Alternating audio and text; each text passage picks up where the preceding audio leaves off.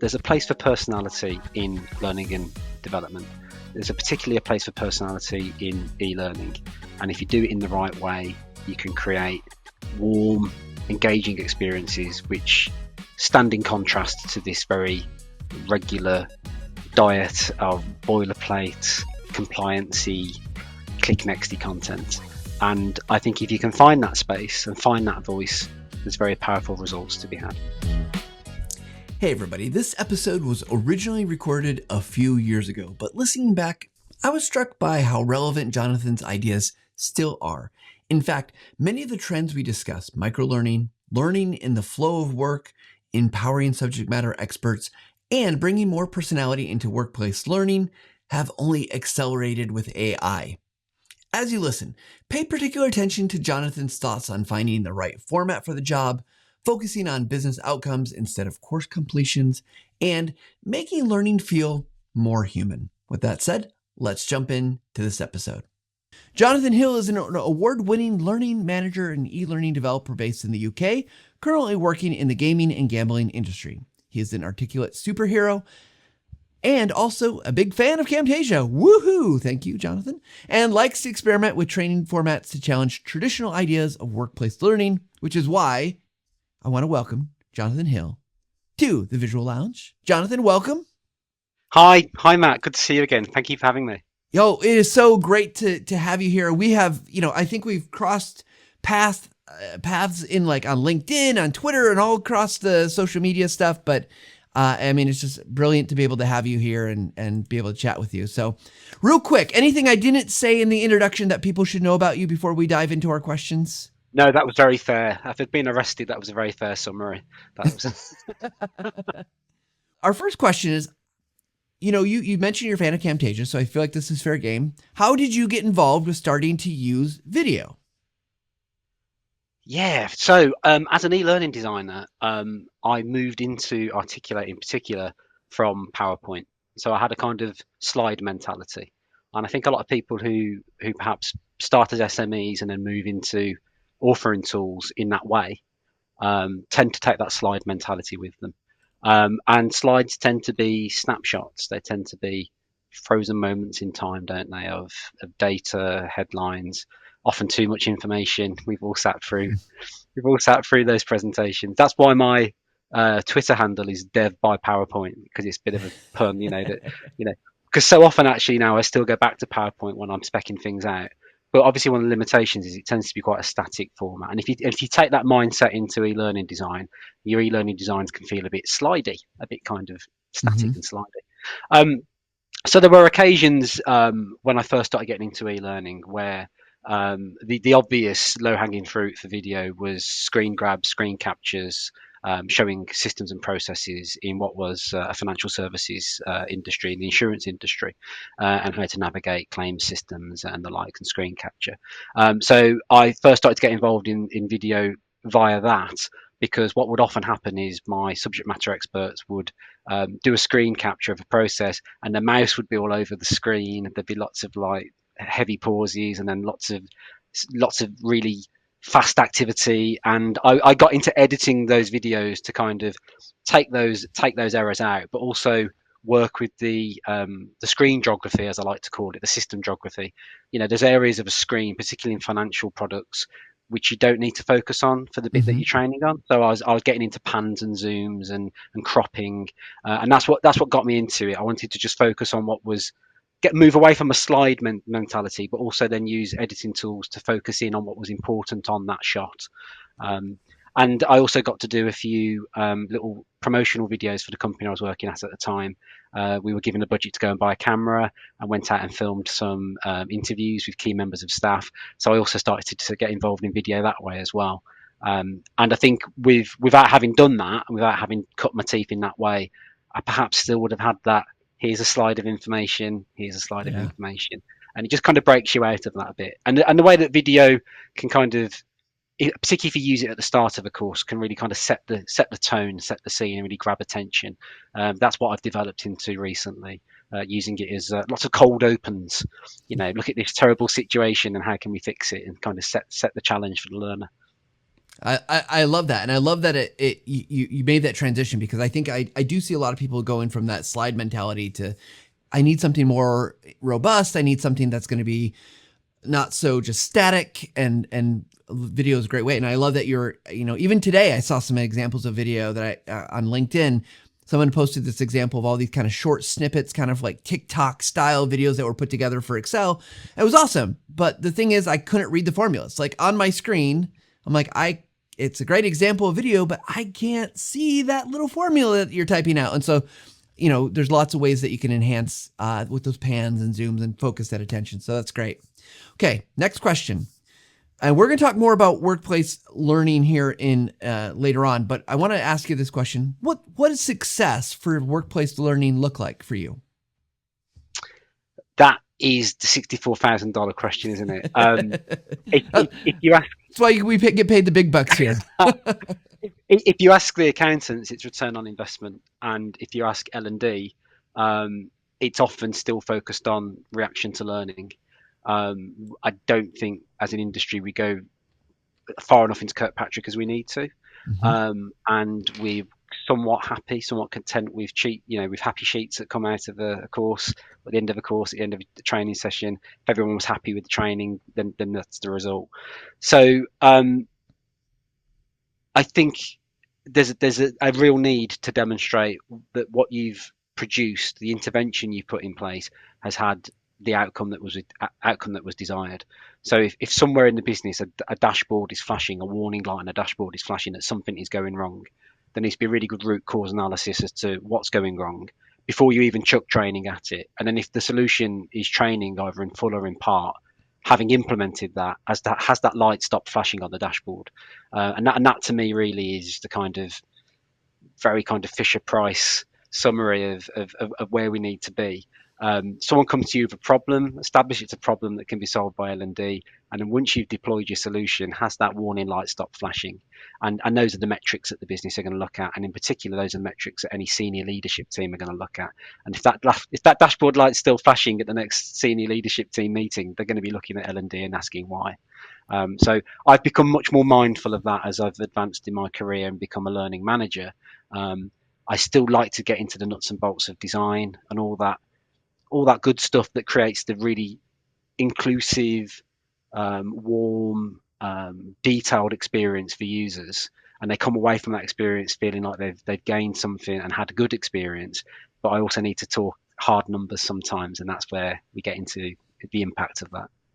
I love that you're thinking that way, and we'll talk more about workplace learning here in a few minutes. But before we do that, what's one tip you could give the audience to help them improve using, let's focus on video. So what's one tip they could use you could give them to help improve using video in their workplace? We'll say learning, even workplace learning. I think the single biggest thing you can do is, regardless of lighting, setting, effects, is just the sound. You've got to get the sound right, because particularly if you're expecting people to sit and watch and listen, the sound is really important. And then obviously paired with that, for those for whom sound isn't an option, either environmental or personal reasons, closed captioning, and making sure you get at least both, because frankly everything else is kind of a nice to have. The visuals need to be clear, of course, but if you can't understand what somebody's saying or follow what somebody's describing, then you kind of there's little point to doing it. And sound is, I mean, such a hard thing to get right, but when you do, it really pays dividends. First question, we talked about kind of the results, what defines good outcomes, right? The measurement earlier on in the episode. But when you're thinking about workplace learning, let's go step back, kind of really high level. What are you talking about workplace learning? Is it all learning in the workplace? Is it, are there limitations here? Is it like, where do you focus on when you talk about workplace learning? That is another $64,000 question, isn't it? We're totting up quite a bill here.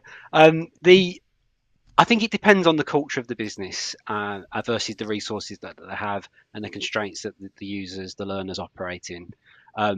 What I think most organisations do well is putting regular mandated compliancy content in front of people on a pretty regular basis for obvious reasons. And I think most large organisations are pretty good at that. Where I see learning and L&D taking that further is almost embedding a learning culture that encourages people to visit those resources outside of those times in ways that meet them in the flow of work and in ways that don't take them away from their work in such large numbers for such large quantities of time that it affects the actual business you're trying to support. So there's definitely a balance to be had there between resources and courses, and sometimes a desk aid is enough. You don't need to go, you know, fully featured e-learning or video. Sometimes a desk aid will be enough, but that's part of a wider learning culture that allows people the option to visit and obtain access to information in a variety of formats that meet them in the flow of work. And that's the bit that I think most organizations can always do better at, and taking their learning platform and the learning content away from it being a kind of mandated experience to something that people actually enjoy doing and will seek out in their quiet moments. So my career today has been largely around regulated industries like insurance, financial services, and most recently gaming and gambling. But what they have in common is that they're often the coalface of those businesses are often call centres with agents who are taking calls, taking chats with customers.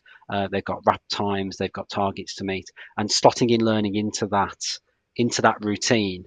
Um, I've seen a gradual push toward more micro learning formats to Hmm. support that, and also interfaces with platforms that they use regularly. So I've seen some quite inventive uses of Teams and Slack and other communication channels that most modern businesses use, and learning integrations that kind of speak to those systems as well are very exciting as well, because you're not only meeting them in the flow of their job, you're meeting them actually in the screen that they work in on a day-to-day basis, and competing for your audience's attention against everything else that they've got going on, whilst allowing them to still service their customers.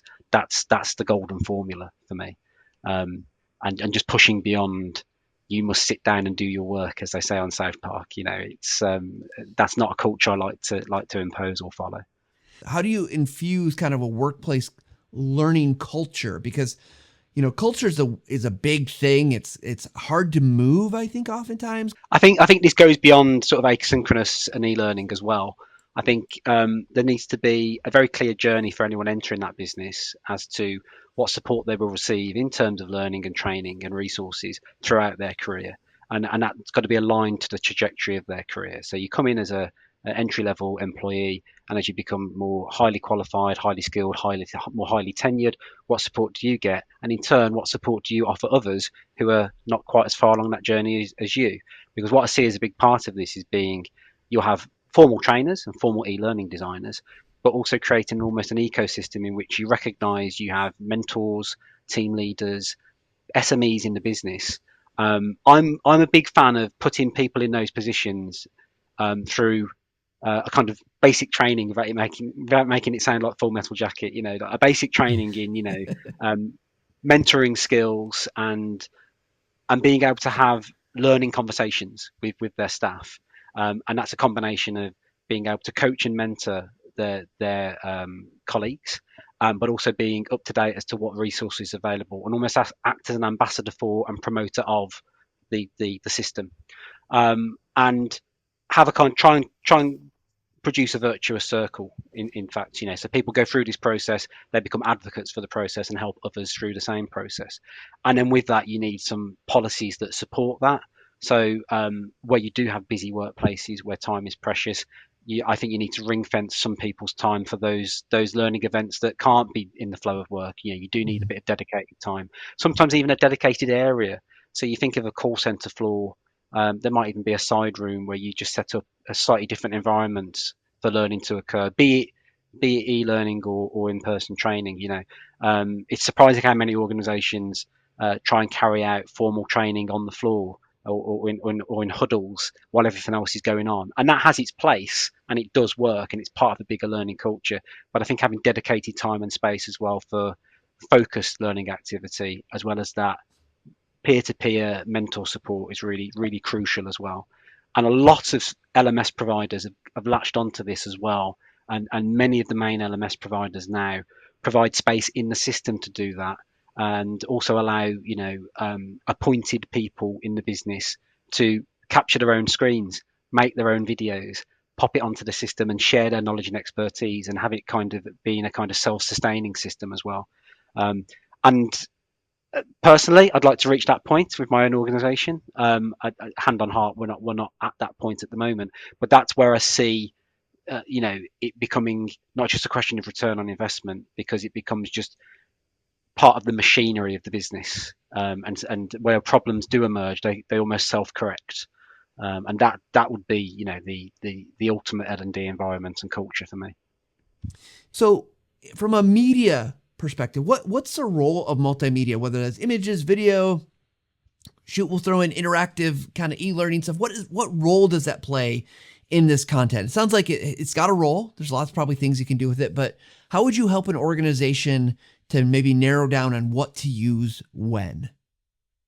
Yeah, so I think clearly things like video and short videos and carefully curated suites of videos are really, really good to give people quick 2 or 3 minute summaries of a topic, guides on how to do something. It might be part of a process they don't do often, but it's perhaps as important that they know where to go for the refresher than perhaps know the process. And that's part of the magic here as well. I think is that when you are curating multimedia content, that it gets the message across in a succinct way, and people know where to find it and can access it readily and easily in order to get the answer they need, often to help a customer, or often just to refresh themselves as they're doing a task that's infrequent but important, and perhaps mapping out, per job role, what's the bread and butter activity for that job role, what's a nice to know, what's a need to know, what's something I don't call upon often, and then cutting your cloth accordingly, and creating resources that best fit that topic and best fit the format and best fit the time and space in which that needs to be consumed. It is a bit of an old chestnut though, that every time I need to fix something in the house, I go straight on YouTube and watch a video on how to fix it. It's a washing machine seal, or I need to change a tap. So the power of seeing someone do something, watching someone else do it, and having that broken down into steps that you can easily replicate. We do it all the time in our personal lives. We're not quite so good at doing it in our workplace, because we tend to oscillate between, here's a PDF with lots of information in case you need it, and here's a 2 hour training course that you need to sit all the way through, and the navigation's locked. And it's that oscillation, I think, that kind of puts people off, and we need to meet them somewhere in the middle. And multimedia is definitely one of the purest and more immediate ways of doing that when you do it well.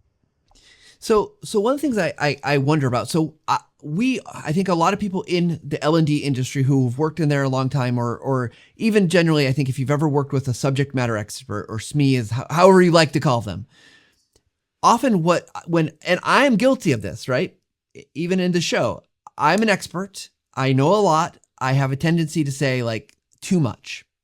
And as soon as we empower some of our peers that are not learning and development experts, and I think we're just as guilty of this when it comes to our stuff, but when we empower them to say like, hey, let's start making this stuff so it's immediate on demand. We can fix the tap or the washer seal or whatever it is that they need to do in their equivalent in their workplace. How do you help make sure that your kind of non-expert learning and development people, subject matter experts, are making stuff that is going to fit well and work in those environments? What advice do you give to folks that you work with? I've in the past used what I call the Twitter challenge. I know Twitter isn't in good favour at the moment, but what I've tended to do in the past is I've said to subject matter experts, thanks for your 14 pages of content. Could we get this into 14 tweets? What are the big takeaways from each of these pages? And can you say that in 240 characters or less, and treat it almost like a Twitter challenge? So if you were tweeting this information to your followers rather than sharing it with your colleagues, how would you go about doing it in a way that met that format? Now, that's not to say that the final product would be restricted in the same way, but it just gets them to focus on crikey, yeah, if I was trying to broadcast this via a platform like Twitter that had such restrictions, and I didn't have the luxury of loads of video, a team of e-learning designers, 4 hours of my colleagues' time, how would I get this over to them? And that's something I've used probably for 5 or 10 years now in terms of sitting down with SMEs. Um, and you can kind of say to them in that way without saying to them, this is a bit long-winded or you need to get to the point. We'll say, I often sometimes use as cover as well, and I hope no one's watching this. So I've had this conversation with my layout won't accommodate a question of that length, for instance, or my layout. If I put all this content in, I'm going to have to change the font size and start messing around with my layout. So could you do me a favor, do me a solid, and just cut this back a bit to what it really needs to say, so we can meet the layout. And often that's about making sure the layout also supports the visuals as well. So the importance of the visuals and the text supporting each other.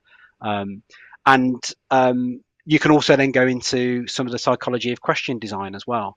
And one of the things that SMEs are usually guilty of is the longest answer is usually the correct one, Mm-hmm. and excessive use of jargon, which gives away the correct answer. So another challenge I set to them is about plausible distractors. So when we get into assessments as well, where sometimes those conversations can go off the rails a little bit, is talk to them about, if you were trying to trick a colleague into making the wrong decision, if you're being really mean, what would be the plausible answers here, rather than just throwing a few sentences together, which by comparison are obviously the wrong answer. And those are the two common pitfalls I found in those relationships. It's too much content, or it's too technical, it's too jargony, and meeting them in the middle by setting them little challenges on how to refine that content, almost gamifying the conversation, if you will, has paid dividends. And I've enjoyed some really positive relationships with SMEs over the years by working with them in that way. Well, I love that idea of whether Twitter is in favor or not. That short, like, okay, if I had to send this via a short text message, or short Twitter, a short tweet, or whatever it is, I love that idea that like that's the focus, because then you can still put the most important thing, but you only get so many times to do that, because after 14 tweets, I'm probably done. It's a really long thread, right? But I think they understand that, and so I love that idea, and I'm assuming it applies to video as well, right? Like, well, we used to make tutorial videos back long time ago now, over 10 years ago, and you had real file restrictions. You could only upload certain sizes to YouTube. YouTube had a 15-minute limit. We had a product, Jing, that could only record 5 minutes, right? Like, you had real limitations, and those were often some of our best videos, because they constraints of like, well, if this is bigger, I think it was 4 megabytes. If we had videos, we couldn't put them on our website. Can you imagine a 4 megabyte video now? That's insane. This video alone will be like 400 megabytes. Yeah, So and you can see how the technology influences your solutions in exactly that way. And sometimes playing to the restrictions that you are imposed or impose on yourself can really bring out the best in the content as well, because it really forces you to focus on what's absolutely pertinent to the topic. yeah. Well, before we wrap up today, Jonathan, I want to talk to you about humor. I know you've done some stuff with humor. You look engagebraintrain.com. I think you had some stuff on there that's some humor stuff. First of all, what's the appropriate role of humor in learning? Is there a role, or should we just be really serious all the time? I think there's definitely a balance to be struck, but I think if you ask most people who their favourite teacher was at school, largely that will be the teacher who was clearly competent at their job, clearly knowledgeable in their topic, but also presented it with humour and with humanity. There's a famous psychology experiment, and the name always escapes me, but they get three panelists on a radio show, and the one guy is answering all the questions uh, expertly, but he's got no personality and he's almost robotic. The next guy's probably nearly doing as well as him, but he spills his drink on himself in the course of it. And then the third guy is absolutely incompetent. And when they test the reactions to the personalities on those three characters, the second guy, who's competent but fallible and has a bit of humour, always comes out as the most likable, and people engage with that. So I think there's a place to be that guy in e-learning in particular. A lot of e-learning is pretty boilerplate. It's pretty by the numbers. Once you've done it for a while, you can even sometimes tell which authoring tool is being used with your eyes closed. Um, and that's not a bad thing, but imagine you're, you know, at the coalface in a business, you see this content trotted out in front of you every year at the same time. Um, I'd like to be a little bit inventive about what that looks like and how that performs, and occasionally that will involve humour. So if the topic lends itself to humour, I'm all for using it. But I've been fortunate to work in environments where that's been the case. Um, there are definitely topics, and I don't think I'll have to name them, that you couldn't use humour for, because it would be disrespectful, it would be, rude or libelous. But there are lots of occasions where you can use humour to engage your learners. There's studies to show it makes things more memorable, makes content more memorable, and my advice would be to make it context specific. So try and relate it to the context of the topic as much as possible. But there are occasions where you can perhaps go a little bit Monty Python, have an interaction that doesn't perform quite as expected. So for inspiration, I'd say look at the way, um, look what happens when you're disconnected to the internet on a Google browser on your phone. Yep. You can play the little dinosaur game. Now nobody expected that to be there, but it's fun. It's a little bit of a distraction until the internet's back on and you can Google away again. So there's times like that in courses, I think, where rather than having a click next, your interaction might just be a little bit more whimsical. And there's a place for fun in functional. As long as the fun doesn't take you away from being functional and it's still easy to navigate, there's ways that you can do that. And I've had a lot of fun with cartoon characters, robotic characters, um, characters who you can put through things that if you put a human through them would be a very different matter. But you think of Wile E. Coyote, of course, and cartoon humour. So there's lots you can do. Even if it's just a dad joke, even if it's just a pun, even if it's just the title of your course has got a pun in it, anything that just makes it kind of stick in the mind. Humour does have a place, but of course you need to get that signed off, and it needs to be appropriate. Well, that is actually a perfect segue to my next question, and I'll just jump to it rather than all the comments I was going to say about having the internet come back on right during a high score run of the dinosaur game. But this does seem like a thing you got to get signed off on. And so obviously, if let's say we're having a conversation, you're trying to convince me to use some fun in the functional here, and I'm maybe the CLO or VP of something, and I'm like, humor gets us into trouble, or I don't know. That's how do you, what from a kind of corporate leadership standpoint, how do you go about getting that buy-in? Because it does seem like humor is subjective. Humor can be tough. If you get it wrong, it can go really wrong, even if you're not intending. And obviously, there's subjects that are not the place to try to cut your stand-up chops on. But so Jonathan, what do you say to those leaders who are a little hesitant to allow some fun in your learning courses? I mean, I'd reference someone like Rance Green and his work on storytelling, and Christy Tucker and branching scenarios, and how there's space in storytelling and branching scenarios in particular to illustrate the unhappy path, when things go wrong, and sometimes the unhappy path can be quite humorous. Sometimes you can make the if you place the learner in a third person perspective rather than a first person perspective, they can kind of laugh at the person making the mistakes. The learner becomes a kind of god in the machine, as it were. They choose the events that befall the character, and when things go slightly wrong, a pratfall, a drink spilt on them. I mean, these are just kind of frivolous examples, but as long as you link it to storytelling, and as long as it's within the context of the topic, I would find it difficult to become